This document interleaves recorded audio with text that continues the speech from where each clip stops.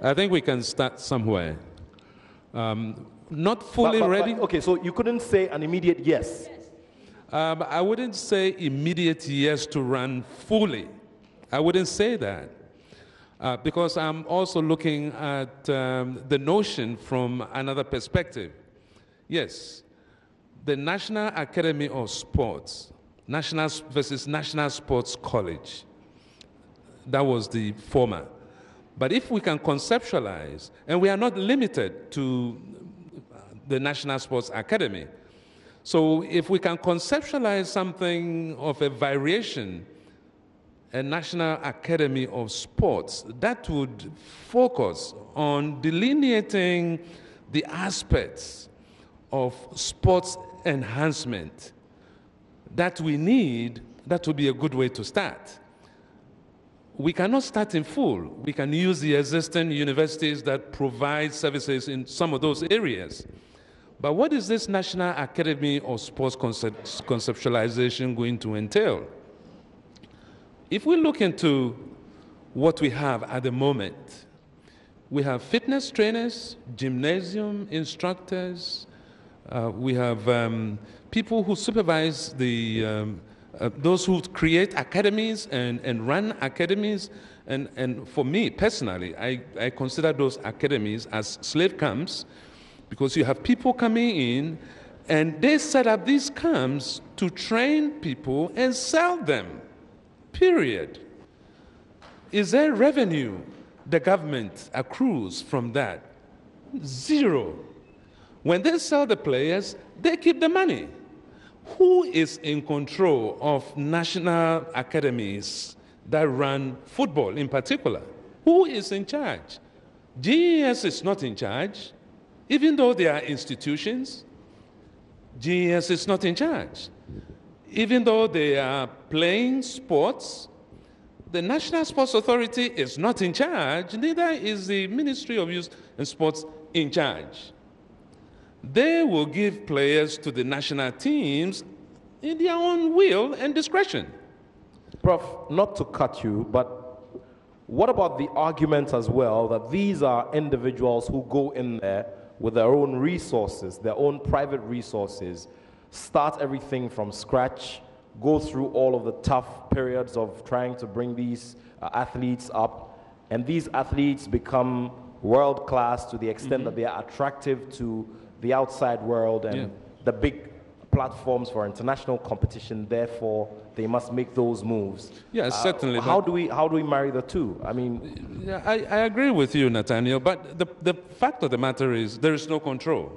There is no control mechanism over these institutions that produce the best for the country. Yes, they represent the nation, but what is the nation getting out of the revenues that are accrued as a result?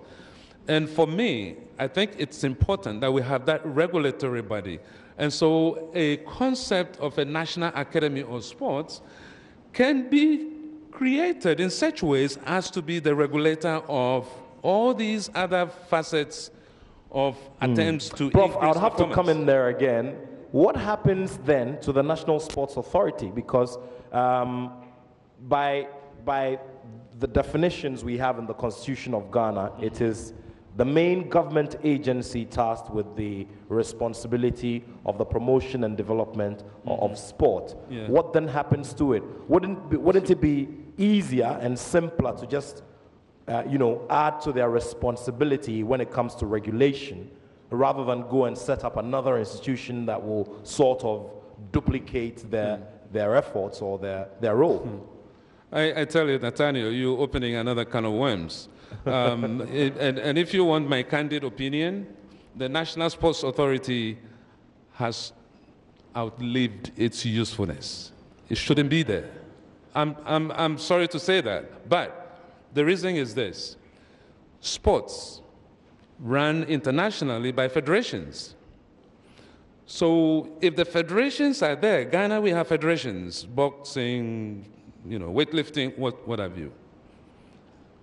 How are the federations channeled? Through the National Sports Authority, then to the Ministry of Youth and Sports. Can't the federations do the same job that the National Sports Authority will do? I don't see how you can have the two, bodies existing at the same time, and one is more like, not functioning at all, non-functional. And you attest to that also. When it comes to international competitions, what happens? Sometimes the National Sports Authority is not even consulted whatsoever. I hope what I'm saying is right, but that's my observation. And I think it's a very serious matter. Until we give the federations the chance to run, let them be, in the schools, let them be in the communities, let them be the individuals who are going to unearth talents. I'm sure GOC will be there to support. In the U.S., you have the Olympic groups that perform, they practice together and so on and so forth. They are supported. And GOC can support that frame of reference as well. So seriously, we have a machinery that is just sitting there. It's not doing anything. When it was COS, it was better, because COS had direct connection to the Ghana Education Service. And in fact, at that time, sports was also part of the Ghana Education Service. So it made sense because they're both instructionally inclined. I think I'm taking too much of the talking time, isn't it? Okay, yeah, and we'll be wrapping up this discussion very shortly for our opening ceremony. But a reminder that you're also on the JoyNews channel on Multi TV and channel 421 on DSTV. We're here at the International Conference on Physical Activity and Sports for Health and Development in Africa here at the University of Ghana, Legon. A very quick point there, but once again on the National Sports Authority. If we say they're just there and they're not doing anything, don't we need an institution that will oversee and coordinate the efforts of all of these over 40 sporting associations, don't we? Well, you can. Yeah. Like Prof said, already, let's remember that all the international federations are indirectly supervised by GOC, if I'm lying. They're already supervised by GOC, because if you look at the governance structure of the International Olympic, it's from the International Olympic Federation, they have the International Federation, they have the National Federation, GOCs, the National Olympic Committees, yes. NOCs. LOCs, yes. So the international federations are already working with the GOC. So that's it. And I just want to tack on the sports colleges. I think the National Sports College we have now has lost its focus, because its implementation its setup was actually to train human resource personnel to fill the shortage of physical personnel, sports in the system. Yes, but they have failed throughout the years and has now turned out to be a soccer academy, not sports academy, because the focus has just been soccer. So if we are thinking about sports, if we talk about sports, we should rather think about setting up sports colleges that can be monitored, by institutions. So that if we say a university, let's say University of Ghana, because that's what I'll talk about, University of Ghana is supposed to monitor, is supposed to champion this idea, then it could be, we could also take about this other models, the other models in the world. Other institutions could be adapted, that we could get people get there in those institutions and combine sports and academy. In academic, then yet again, University of Ghana or other universities could monitor how these things are done, so that we can always monitor their progress from one level to another level through to a university. But to set up one particular thing, just like as it is done in in Winneba, I'm sorry, the same thing will happen again. Because the Winneba one, yes, good idea on paper, everything is fine, but implementation, it has now lost its focus. Thank you. Thank you. Doc wanted to make a quick point, but I'll hand over to Vida now to give us, as we wrap up this conversation, and seek your quick questions and answers, and then we go for the opening ceremony. In terms of interest and how many people are likely to sign on for courses related to physical education? What are the numbers looking like? I mean, you are on the ground. You can give us a better picture. How encouraging is it looking, and how attractive have you in the academia made it for the relative young person who walks into the corridors of an institution like this, an educational institution like this? Thank you. It's very encouraging. And there are a lot of people. We have a lot of people. For example, with Legon, University of Ghana, the Physical Education and Sports Department, we've just started. It's a baby department. But a lot of people keep on calling and asking, when are you starting? We can't see the advert in the system, and a whole lot. So there are a whole lot of young people there who are ready to come and do physical education and sports, and especially also specialize in sports management and other areas. So there are a lot of people there. And it's because when you go to Winneba and Cape Coast, our focus is on training physical education teachers. You know, our students don't want to be teachers. They don't want to be teachers. So now that we've started with this, there are a lot of people showing interest. And I tell you, they will come. It's very... Yeah, a rather worrying one there, because if our students don't want to be teachers, then the next 2 or 3 generations are in a lot of trouble. We're going to have a massive shortage. Yeah, it's true. Because you don't get much from teaching. That's what they say. They want big money. That's another discussion for another day, isn't it? Doc, we seem to have a long way to go, you know, after this very impressive and very detailed presentation by Professor Schneider from the United States of America. In terms of structure, in terms of organization of the sector, and in terms of providing that human resource support, we have a very long way to go. How encouraged are you at this stage of our development, especially when, for instance, Vida has mentioned that you started a baby department for physical education, which is gradually growing, you know, here at Ghana's premier university? Oh, okay. How encouraged I am about that. I thought the question was continuing. Please, Miss Nat, please allow me to just veer for 10, 15 seconds. 5 seconds gone already. Okay, we have a long, thank you. We have a long way to go if we interpret academies the way it was presented some 5 minutes ago, that we have invested in these people and we have the right to reap the profits. Look, even your children, from the joy and whatever of conceptualization of that child, from the stress of bringing that child up, to the investment in the child's education, you have absolutely no right to say whatever that child earns is my bona fide property. So that logic is what will not take us anywhere. And we need to start thinking otherwise about this kind of argument that the academies have been providing. Secondly, Mr. Professor, today we will part. I do not agree about the National Sports Authority or having outlived its usefulness, but rather because it didn't implement according to the framework it has been given. It should be brought back and given a space to operate so it can dovetail with GOC. But now to your question, the HR and the interest. No, I believe that there is interest in any academic endeavor, in any training and capacity building endeavor. It depends on how you use it. If you train PE teachers with the mindset of only coming to do coaching courses for a week, 2 weeks, 6 weeks, and operate as sports teachers, one day we will not have any need for PE teachers because the schools will be filled up already. But if we can instrumentalize their use in the society and therefore get spaces for them, the interest is there. People want to train.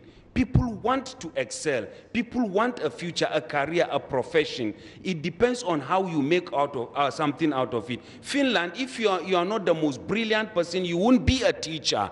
But here in Ghana, you are maybe the average one who has not been able to make it. Then you will say, I want to go into teaching. That is the conception. And the teachers are full of complaints because they are almost always those who do not get the benefits that are supposed to accrue to them. If we change the mindset and we approach them properly, I think we can make it. So there is hope and there is encouragement. Thank you. Thank you very much. Thank you all very much for your attention during this part of the program. Very shortly, we'll be going for the opening ceremony of this conference. I would like to thank everybody for the participation. We'll take some 4 questions, after which we'll wrap up this session, and then we'll go straight to the opening ceremony. But also a reminder that we're on the JoyNews channel on Multi TV and also on channel 421 on DSTV on this very special edition. So we will hand over the microphone, and then question asked, we'll give brief answers. Remember, we're having only 4 questions considering the amount of time we have left. Thank you. Thank you. Very interesting discussion. Madis Ademisa, education specialist at UNICEF. I don't agree that every subject that is important should be examinable. Because if we turn PE into just a subject that we examine in, people will memorize things, pass examinations, and forget. While listening to you, we're looking at a more practical way of engaging children in physical activities, and not just writing a paper, leaving it somewhere, and going off. We have often blamed Ghana Education Service for what we should be doing as a nation. The structure in Ghana Education Service is there, but the personnel to implement PE are not there. I started my life as a teacher from the best college of education in Ghana, Atebu Training College. Okay, thank you. And what we did at school was just maybe a few hours of PE a week, and then it translates into a term. People who come out as teachers are not physical education teachers. They are generalists. And we expect them to have the interest and the skill to teach PE the way they want. If we want to move PE forward in Ghana, let us conduct a real study. Let us meet people like this, dialogue on the issues that affect PE implementation in the country, and we'll be able to come out to tell us. I was a member of the team Prof led us to develop the guidelines. And the things we heard from people, if we were to implement half of them, PE will move on. So let's carry the dialogue forward. But let's not push it that once PE becomes examinable, we will solve our problems. Thank you very much. Madam? I am Grace Akon, and a physical education teacher. I wanted to know whether PE can be taught in a classroom with chairs arranged in rows, because some schools, they don't have any place for a teacher to teach physical activity there. So they will be requested for PE teacher and you will be posted to that place, but there is no environment friendly for you to teach the course. So they will turn you to sports. They will turn you to sports teacher because you don't have place to do your activities. Thank you. Thank you. Thank you very much. Mr. Benunu Mensah, the president of the Ghana Olympic Committee. Okay. Sure. Thank you very much, Nat. I think mine is more of a contribution than all right, sure. A question. I want to put things in perspective. Professor Kansi spoke about the NSA, and Dr. Bitugu didn't seem to agree with him. Let me put it in the right perspective. Maybe we'll understand. The NSA, as Professor Okansi put it, has outlived its role. Okay, in one way you can say that. They did not outlive their role because over a period of time they were not doing what they were supposed to do. But Ghana before 2009 had all the sports federations being managed by the NSA. The sports federations, executives and board members were appointed by the National Sports Authority. In that regard, they had direct managerial responsibility over the sports federations.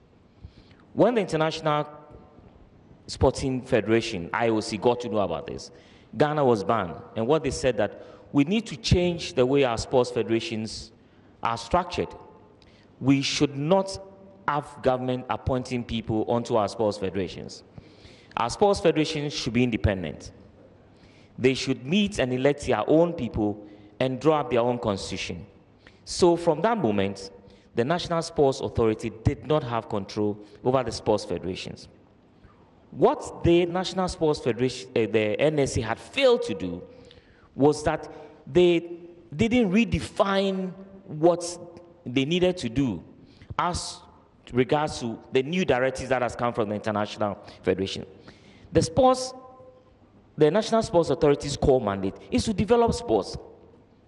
They could have been working with the ministry or GES to develop sports, especially at the juvenile level. And then the sports federations can take them up when they are seniors. Their main focus was to manage the sports federations. So once that was taken out of the NSA's core duties, there was nothing they could do. There was nothing they were ready to do. They were not ready to rethink and reposition themselves so that they become relevant. So as Professor Kansi put it, they have become irrelevant because what they were doing has now been taken over by the various national sports federations. So in a way, as Dr. Bitugu said, he did not agree. Yes, if you want to look at it from where he's coming from. But for me, I think that in order to make them relevant, they need to rethink, not focus on managing, but rather work with GES and then develop sports from the primary schools, etc. But as he put it, they are different. Thank you. Thank you very much. One from here, the final one. Thank you very much. Thank you. Thank you. Sure, please go ahead. Thank you. But I agree with the discussers of the class, but I would like to give more confusions for these discussers. The first thing is we are the researchers, but we need to think first what kind of research we are doing. Those research we are doing is they help teachers at the school. What kind of the problem that the school have, we can bring this problem for the academic issues and doing research and come back to the school and give them opportunity to do the good physical activity at the school. I can give here some example. Physical activities is meaning different things. Sometimes it's curriculars, sometimes it's professional, sometimes it's course, sometimes it's research area of academic.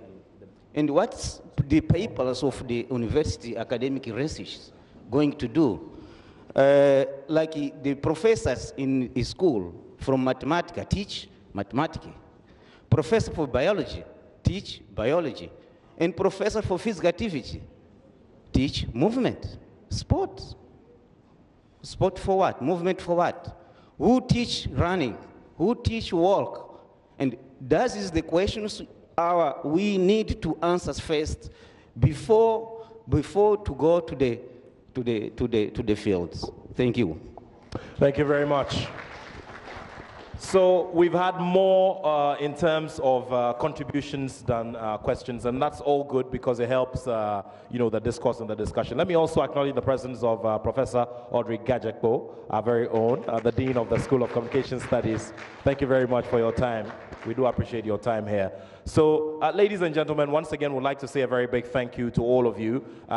This clearly leaves a lot of room for a lot of advocacy and a lot of discussion because our sector badly needs it. This is a multi-million dollar industry when you walk out of our zone or out of our sub-region or out of the continent of Africa. The United States of America is a very classic example. We've seen a lot of that in the presentation that was earlier done here. So there's a lot of discussion to be done, but clearly the foundations are weak and we need to get the foundations right before we can start thinking of how to make an economy out of physical education stroke sport, just like every other established nation or developed nation is doing. Once again, I'd like to say a very big thank you to Dr. Bella Bello Bitugu, Professor Okanse, Vada Nyanota, and also Dr.